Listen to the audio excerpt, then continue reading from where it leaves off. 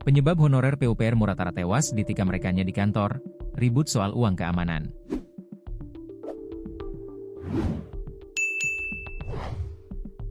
Auton Wazir Honorer di Dinas PUPR Kabupaten Musirawas Utara, Muratara, tewas di tangan temannya sendiri.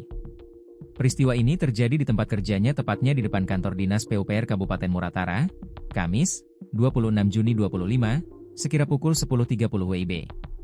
Warga Desa Terusan Kecamatan Karangjaya Kabupaten Muratara ini sempat dilarikan ke RS Rupit Muratara, namun, nyawanya tidak tertolong.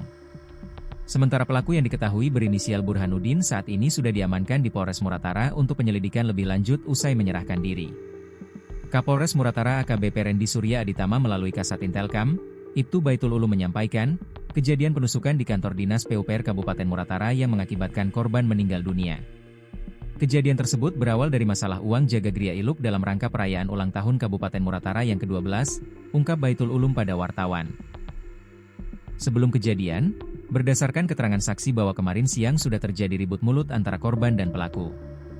Tapi dapat diredam, korban disarankan oleh rekannya di Dinas PUPR ke rumah pelaku untuk diselesaikan secara kekeluargaan, ujarnya.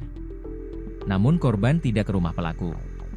Lalu tadi pagi sekira pukul 10.30 WIB korban dan pelaku bertemu di kantor Dinas PUPR dan saling adu mulut.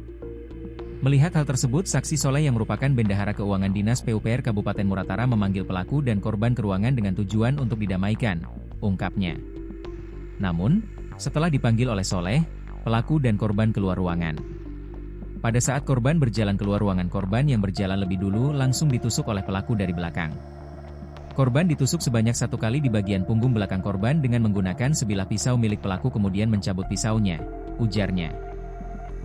Kemudian Soleh langsung memegangi pelaku dan memanggil rekannya yang lain, yang mana saksi langsung membawa pelaku keluar kantor. Sedangkan korban langsung dibawa rekannya ke RSUD Kabupaten Muratara. Setelah itu pelaku minta menyerahkan diri ke polisi di antara Agung yang merupakan ASN Dinas PUPR membawa pelaku ke Polres Muratara, ungkapnya.